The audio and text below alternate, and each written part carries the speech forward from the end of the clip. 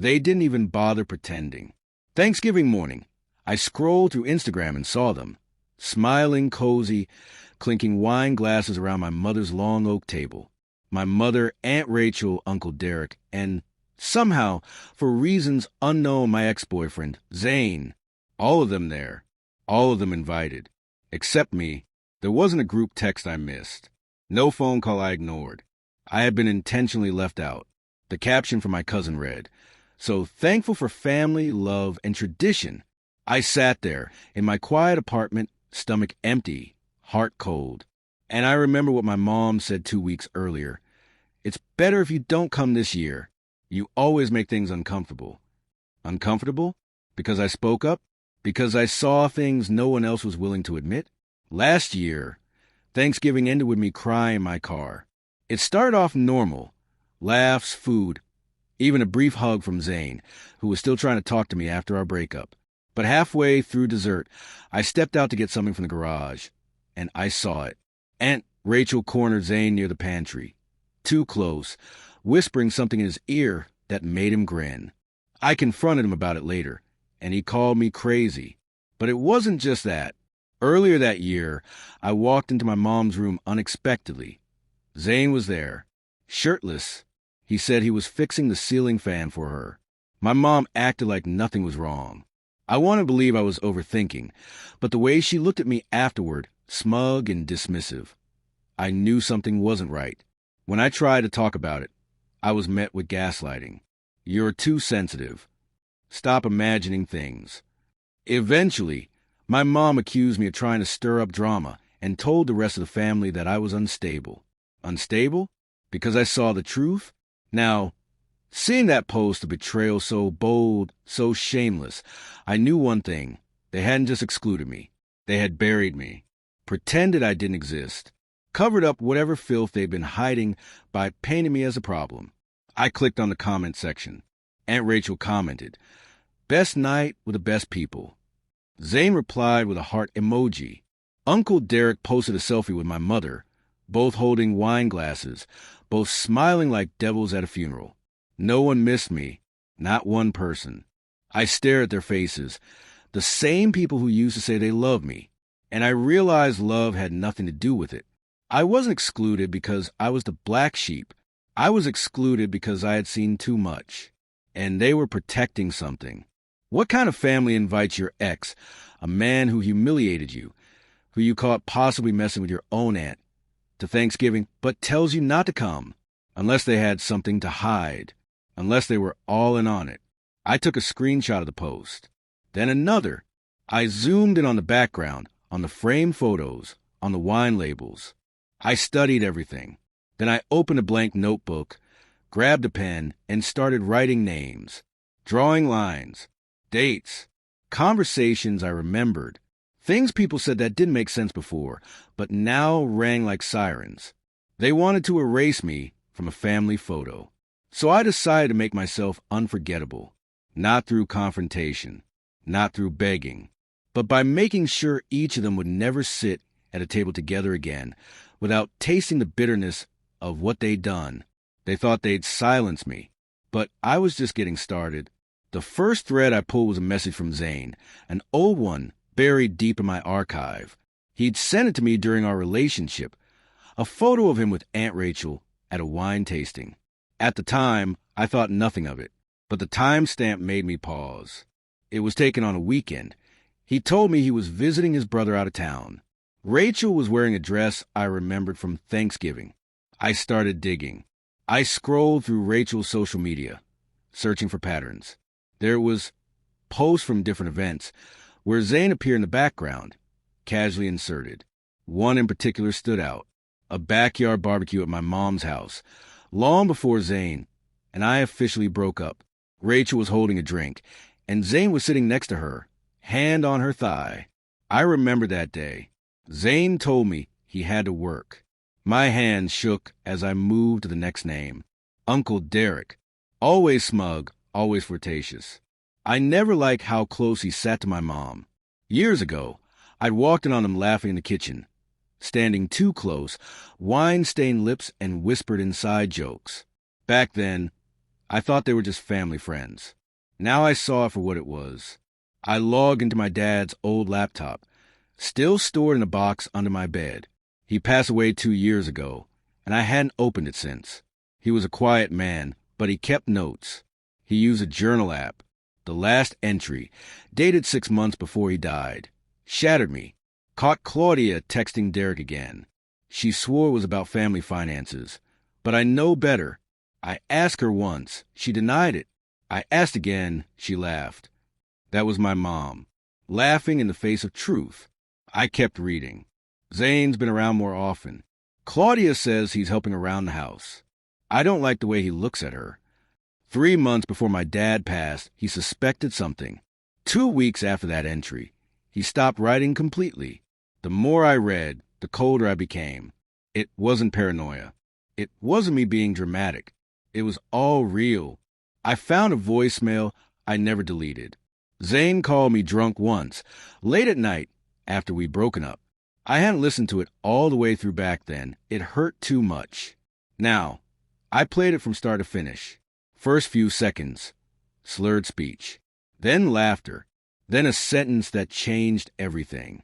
It's kind of funny, you know? Rachel, Claudia, even Derek. This family's a mess, but damn, it's a fun one.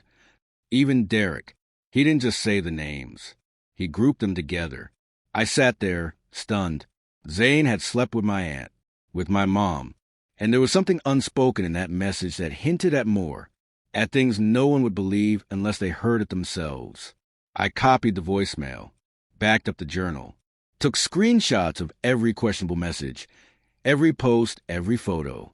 They thought I didn't notice. They thought I was out of sight, out of mind. But I saw every crack now. I knew who had touched who lied, who covered for each other. I wasn't crazy. I had proof, and I was going to use it, not in a loud, dramatic explosion. No, this had to be precise. I wanted their lies to rot them from the inside. I wanted the truth to creep into their perfect lives and unravel everything they built on betrayal. They had erased me because I was the only one who knew too much. Now, they would remember exactly why they tried to keep me out. I wasn't going to confront them. That's what they expected. Another outburst. Another scene they could dismiss as me being emotional. No, I was going to take everything they gave me and flip it. They buried me with lies. I'd resurrect with facts. The plan needed 2 things: truth and delivery. I had truth. What I needed was the right moment, one they'd never see coming. I created a private website. Simple, clean, disguised as a digital memorial for my father. It had soft music, his photo, and a quiet invitation. Join us for a virtual Thanksgiving tribute to celebrate the man who kept this family together. I sent out to everyone. Claudia, Rachel, Derek, Zane. I knew they'd come.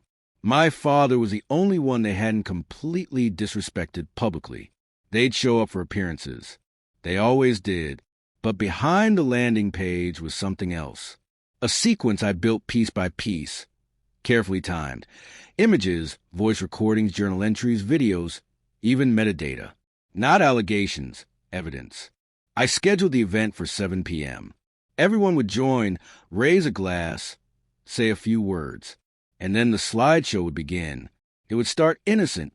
Photos of Dad fishing, laughing, hugging me as a kid. Then it would change. A screen would fade in loving memory of truth, the parts you left out. Then the unraveling would begin. Rachel and Zane in a car together, taken by a neighbor's doorbell cam. Zane's voicemail playing in the background, that same sentence looping. Claudia, Rachel, even Derek. Screenshots of text from Zane's phone, flirty messages to Rachel weeks before our breakup, emails to my mother just days after, calling her gorgeous and wild. Photos of Uncle Derek entering a hotel lobby. The security camera timestamp showed Claudia entering 2 minutes later. A copy of the hotel receipt, 2 guests, 1 room. And finally, the journal entry. The one where my father spelled out what they all tried to pretend never existed. I preloaded it all into a time sequence. No one could pause it, exit early, or mute it. It would play straight through, 15 minutes total. Every dirty detail. The night before the event, I tested it 3 times. I even changed the sender name on the invitation to a cousin's email address, just enough to keep suspicion low. I didn't want screaming. I didn't want chaos. I wanted them quiet, watching, frozen in place as everything they buried surfaced at once. I wanted the exact moment their lives cracked wide open. I made sure the slideshow would end with one final image. The Thanksgiving photo they posted without me. I edited myself in the background, standing behind them all, unsmiling, watching. And beneath it, a single line, "You should have saved me a seat." I didn't send the link until the day of. I waited until the afternoon, just hours before the event. Each invitation came with a heartfelt note pretending to be my cousin. This would have meant so much to her. Please be there. They thought they had cut me out. They thought I would stay silent, let them play happy family, while they danced over my pain. But I had given them the rope. All they had to do was log in. The rest, they'd do to themselves. They taught me how to lie, how to hide, how to pretend. But I learned something else, too. How to wait, how to burn them slowly, how to turn a memorial into a reckoning. And now, all I had to do was press activate. I hit activate at exactly 6:59 p.m. 1 minute later, I saw the viewers log in. 5 names, all of them there.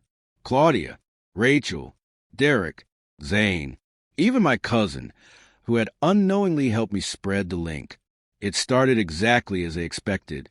Soft piano music, a black and white photo of my dad fading into view.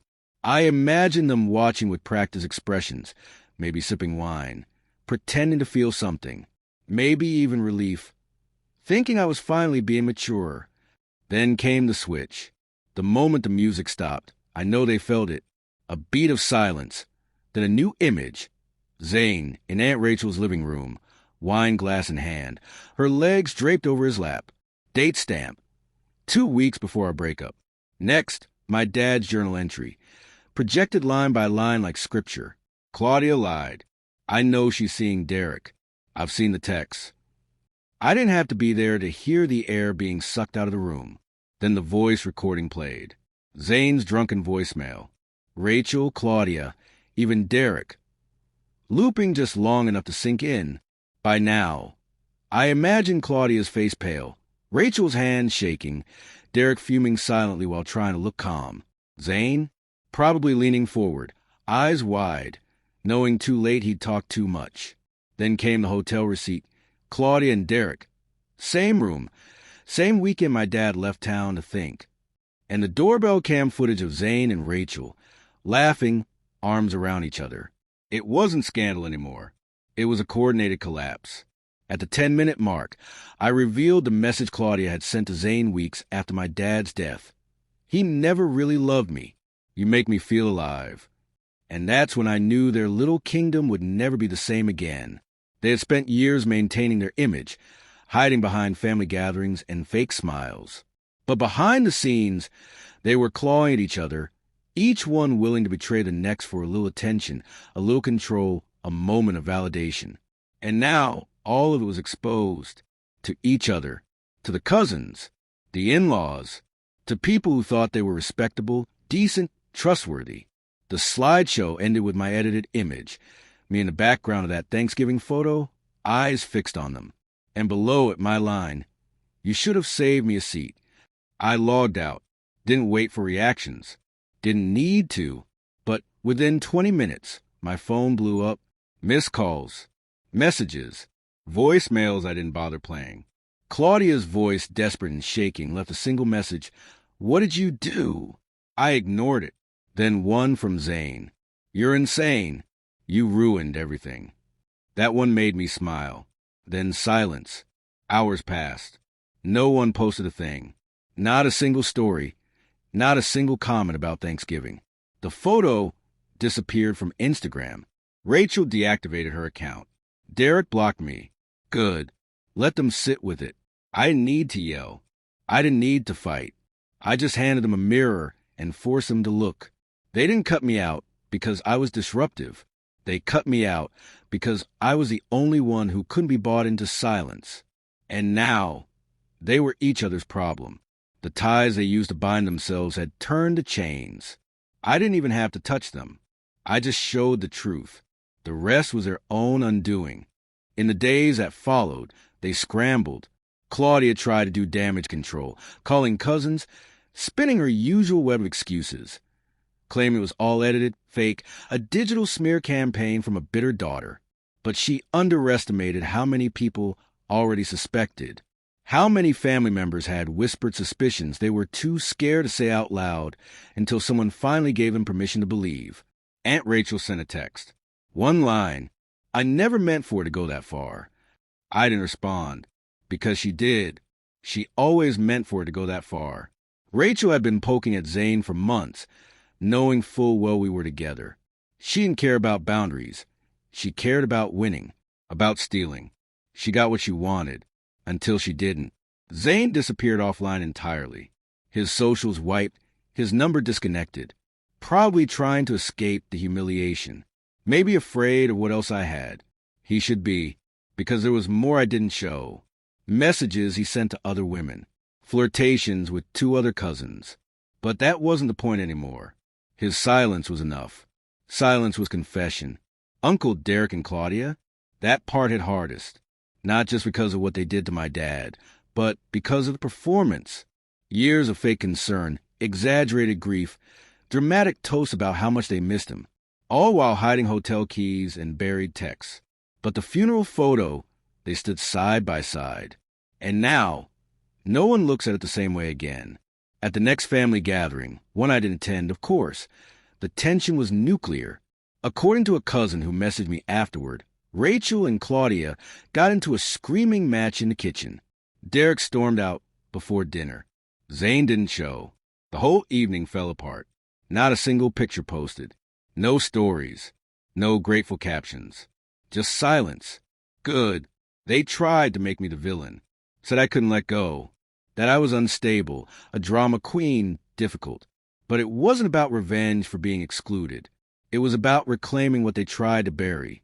My truth, my voice, my right to expose the rot that had festered behind closed doors for too long. They made their choices.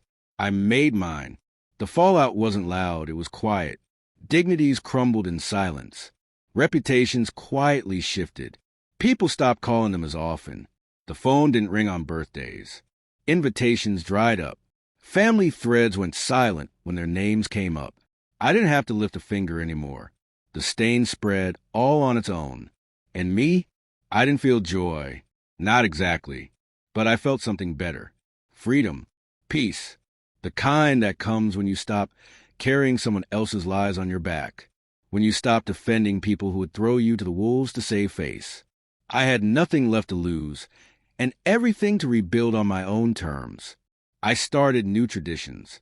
Friends giving with people who actually wanted me around. People who didn't lie when they smiled. My table wasn't as big. The plates didn't match. But it was real. No secrets. No gaslighting. Just warmth, laughter, truth. They say family is everything. But I learned that family isn't blood. It's not obligation. It's not shared last names or group photos or holiday casseroles. Family is who stand beside you when the lies break. It's who helps you clean up the wreckage. And sometimes the best thing you can do for your own soul is walk away from the table they never meant to seat you at. So no, I wasn't invited that year, but I made sure they never forgot me again.